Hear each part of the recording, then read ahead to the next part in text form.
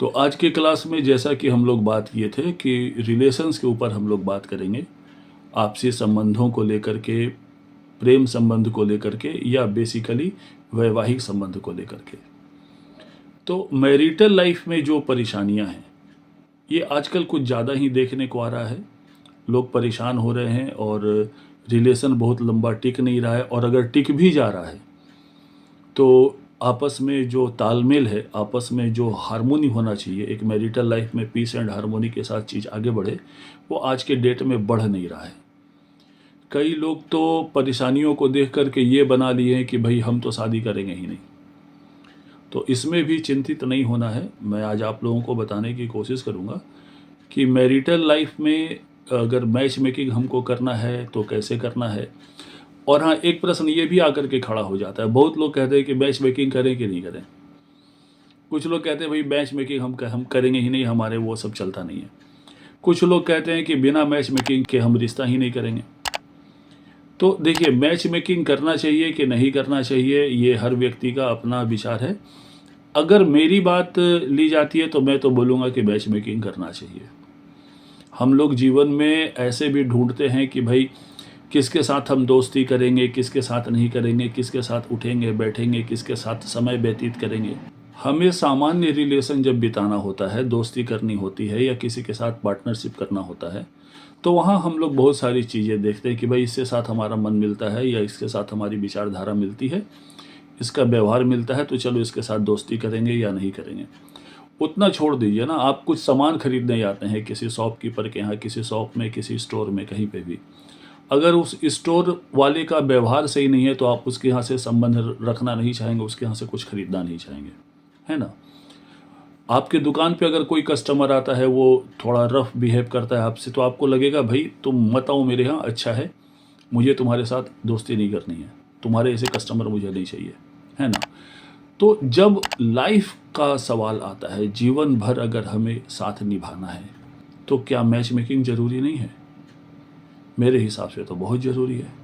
अक्सर ये देखा गया है कि 36 में 18 गुण मिल जाते हैं, 50% मिल गया तो जो भी पंडित पुरोहित हैं वो कहते हैं कि भाई आप विवाह कर लो, 18 गुण मिल गया, ठीक है।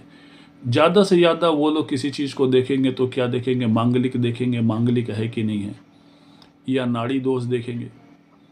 तो सबसे पहले तो मैं एक बात बता दूं कि 36 में 18 गुण मिल जाना किसी विवाह का सबसे बड़ा कंडीशन नहीं होता कि अगर 36 में 18 मिल गया तो आप शादी कर लो। कारण कि ये तरीका ही ठीक नहीं है, ये तरीका इज़ नॉट कंप्लीट। 36 में 18 गुण मिल गया तो हम शादी के लिए हाँ कर देंगे, ऐसी बात नहीं है। पहले तो वर और वधू दोनों की कुंडली को सेपरेटली देखा जाए कि इन दोनों के कुंडली में सेपरेटली वैवाहिक स्थिति क्या बता रहा है।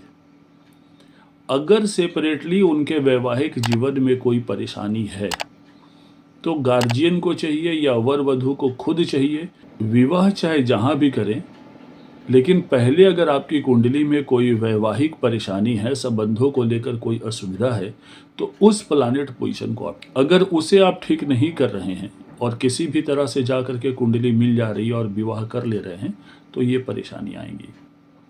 वैदिक एस्ट्रोलॉजी में भी है और भृगुनंदी नाड़ी में तो वैवाहिक जीवन के ऊपर बहुत ही क्लियर कट चीज़ बताया गया है, जो मैं अपने स्टूडेंट्स को बताता भी हूँ और अपने क्लाइंट्स के साथ मैं देखता भी हूँ। तो कुंडली मिलान किसी अच्छे जानकार व्यक्ति से मिलाए।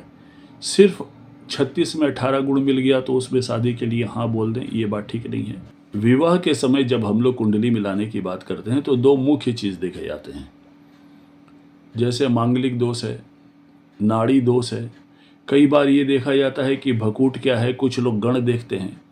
ये ज़्यादातर इस चीज़ में देखा जाता है कि जब 36 में 18 गुण मिलते हैं तो उसमें देखा जाता है, लेकिन मुझे लगता है कि इस पर भी विचार हो जाना चाहिए, क्योंकि मंगल दोष को लेकर जितनी भ्रांतियां हैं, जितने लोग परेशान रहते हैं, एक्चुअली समझना यह है कि मंगल दोष का एक सिंपल सा क्या मेथड है कि अगर मंगल लग्न कुंडली से या चंद्र कुंडली से लग्न चतुर्थ सप्तम अष्टम द्वादश भाव में बैठा हो तो वो जातक या जातिका मांगलिक होगा, वो चाहे लग्न कुंडली से हो या चंद्र कुंडली से हो।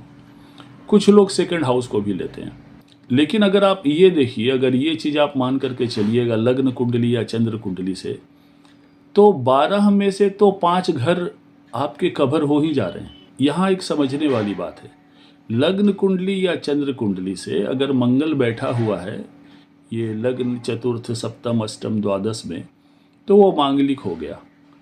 लेकिन यहाँ देखना ये है, मुख्य जो बात है वो ये है कि मांगलिक तो है, मंगल दोष भंग है कि नहीं। मंगल दोष भंग के कई कंडीशन हैं, तो पहले इन कंडीशन को भी देख लेना है, क्योंकि हम सिर्फ ये देख के चलते हैं कि भाई ये मंगल यहाँ पे बैठे हुए इन 5 घरों में, तो वो जातक या जाति का मांगलिक हो, अब तो मांगलिक हो गया, क्या करे। कुछ नहीं है, ऐसा कुछ नहीं है। मंगल दोष है तो पहले ये भी देखना है कि हाँ मंगल दोष भंग है कि नहीं है। और अगर मान लीजिए किसी के कुंडली में मंगल दोष भंग नहीं भी है, तो मंगल के उपाय करके विवाह किया जा सकता है। इसके ऊपर मेरी ऑलरेडी वीडियो बन चुकी है। आज हम ये बात करेंगे कि मंगल दोष अगर है तो मंगल दोष के भंग होने के क्या क्या कंडीशन है, किस कंडीशन में मंगल दोष भंग हो जाता है, इसको समझना है। इसके बाद मैं नाड़ी दोष के ऊपर भी बनाऊंगा वीडियो, भकूट के ऊपर भी बनाऊंगा, गण के ऊपर भी बनाऊंगा, मैं बात करूंगा इस बारे में। आज हम लोग मंगल दोष के ऊपर क्लास करेंगे, ठीक है। तो मंगल दोष का परिहार, मंगल दोष भंग कब होता है, इसका परिहार कब हो जाता है, इसके कई कंडीशन है। सबसे पहला कंडीशन है कि यदि मंगल कुंडली में योग कारक हो, तो योग कारक मतलब वो केंद्र और त्रिकोण दोनों का ही स्वामी हो। मतलब मंगल, मान लीजिए केंद्र हम कहते हैं लग्न चतुर्थ सप्तम और दसम भाव को कहते हैं केंद्र घर, पंचम और नवम को कहते हैं त्रिकोण। तो मंगल की कोई ऐसी पोजीशन हो, लग्न का कोई ऐसी पोजीशन हो कि मंगल जो है मतलब आपको 1, 4, 7, 10 में से किसी एक का स्वामी हो, या 5, 9 में से किसी एक का स्वामी हो। तो अगर ये कंडीशन होता है और वो मंगल किसी ऐसी जगह पे बैठा हुआ है जहाँ पे मान लीजिए कि आपको लग्न चतुर्थ सप्तम अष्टम द्वादश में मंगल है, तो भले वो मांगलिक है, लेकिन कुंडली के प्रथम घर, चतुर्थ घर, सप्तम घर, दसम घर, इन चारों घरों में से किसी एक घर का एवं पंचम और नवम में से किसी एक घर का स्वामी मंगल हो। मंगल किसका किसका स्वामी होता है, मेष राशि का और वृश्चिक राशि का। तो प्रथम 4 जो मैं बताया, लग्न चतुर्थ सप्तम दसम, इनमें से कोई भी मेष या वृश्चिक राशि हो, और पंचम और नवम में से कोई मेष या वृश्चिक राशि हो, और मंगल फिर कहीं बैठा हो अपने पोजीशन पे जहाँ से वो मांगलिक बनाता है, तो समझ लीजिए कि मंगल दोष भंग है। मतलब अगर मैं एक लाइन में बोलूं तो मंगल कुंडली में यदि केंद्र और त्रिकोण का दोनों घर का स्वामी है, दोनों जगह का स्वामी है, और वो मांगलिक बना रहा है, तो मांगलिक दोष भंग है, उसके ऊपर परेशान नहीं होना है, ठीक है। नंबर 2, देखिए मैं अभी बताऊंगा, इतना इंटरेस्टिंग बात आपको बताऊंगा कि आपको लगेगा कि 60 to 70% कुंडली में मंगल होने के बाद भी, मांगलिक होने के बाद भी मंगल दोष भंग होता है, लोग खामखा परेशान होते हैं। दूसरा कंडीशन मैं बता रहा था कि मंगल यदि कुंडली में अस्त हो, तो अस्त कब होता है, कोई ग्रह अस्त कब होता है, कोई ग्रह जब सूर्य के बहुत करीब पहुंच जाता है तो उसकी अपनी क्षमता जो है ना वो कम हो जाती है, उसे हम लोग कहते हैं अस्त होना। तो अगर किसी की कुंडली में सूर्य की डिग्री और मंगल के डिग्री में 17 डिग्री या उससे कम का अंतर हो, तो समझिए मंगल अस्त है, वहाँ मंगल का प्रभाव नहीं रहेगा। तीसरा कंडीशन, मान लीजिए कि मंगल कुंडली में मृत अवस्था में है। मृत अवस्था कब होती है कुंडली में, यदि मंगल की खुद की अपनी डिग्री 3 डिग्री से कम है या 28 डिग्री से ज़्यादा है। बात को समझिएगा, भले कुंडली में मंगल लग्न चतुर्थ सप्तम अष्टम द्वादश में बैठा हो लग्न से या चंद्रमा से, लेकिन अगर उसकी डिग्री 3 डिग्री से कम और 28 डिग्री से ज़्यादा, मतलब अगर वो मृत अवस्था में है, तो भी मंगल दोष भंग हो जाता है, वो नहीं लगता। अभी देखते जाइए, बड़ा इंटरेस्टिंग मैं बात बताऊंगा। सिर्फ मंगल के इन 5 पोजीशन को लेकर के मांगलिक करार दे देना बहुत उचित नहीं है। मंगल अगर स्वराशि में बैठा हो, अपनी राशि में, मतलब मंगल कुंडली में कहीं भी बैठा हो, मान लेते लग्न, चतुर्थ, सप्तम, अष्टम, द्वादश में भी चंद्रमा से या लग्न से अगर वो मेष राशि या वृश्चिक राशि में, मतलब अपनी खुद की राशि में बैठा है, तो मंगल दोष भंग है।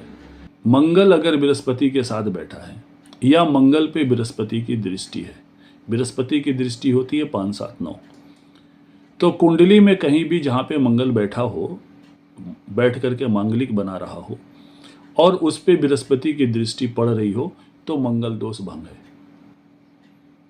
है ना। इंटरेस्टिंग बात।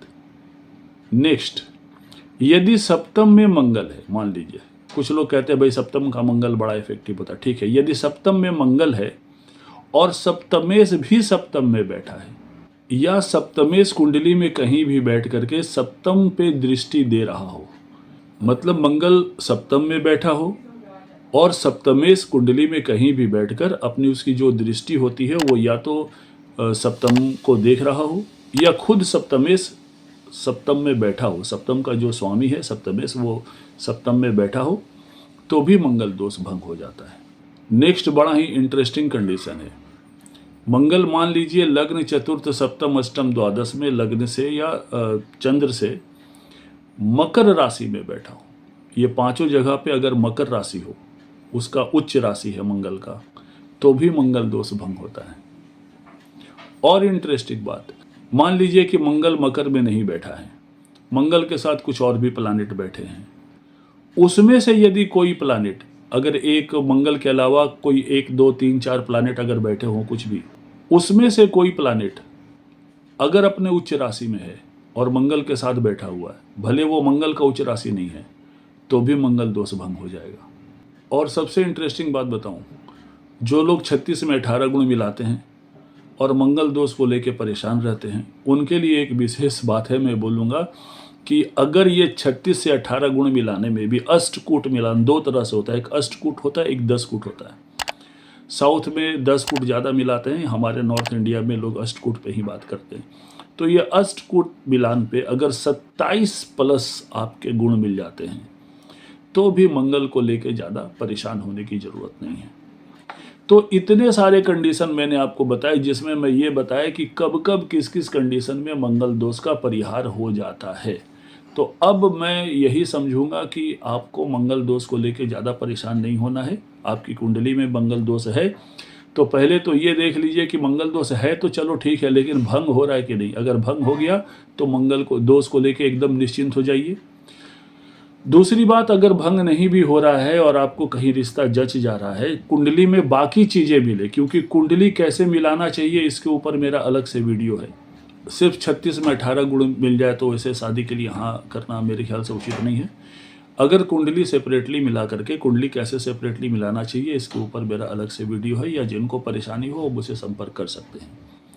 मेरा नंबर चैनल पे दिया हुआ है, तो आप इसे देख लीजिएगा और देखकर निश्चिंत हो जाइए। मंगल दोष को लेके ज़्यादा परेशान मत होइए।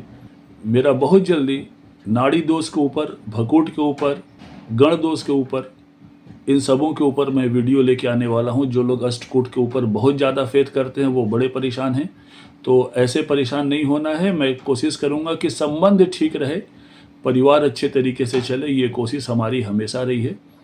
और अगले वीडियो में मैं बाकी दोषों के ऊपर बात करूंगा कि इन दोषों को लेकर हमें कितना परेशान होना चाहिए कि नहीं होना चाहिए। आज की वीडियो में मैंने बताया कि मंगल को लेकर ज़्यादा परेशान होने की आवश्यकता नहीं है। मंगल दोष होने के बाद भी आप ये देख लीजिए कि मंगल दोष भंग हो रहा है कि नहीं हो रहा है। किसी अच्छे जानकार ज्योतिष से दिखवाइए, वो आपको बता देंगे। और अगर कोई परेशानी हो, आपको उचित समझ में आए, तो आप सीधे सीधे मेरे व्हाट्सएप नंबर पे हमको मैसेज कर सकते हैं, हम आपको प्रॉपर सर्विस देंगे। धन्यवाद। आज के लिए इतना ही। जय हिंद, जय भारत।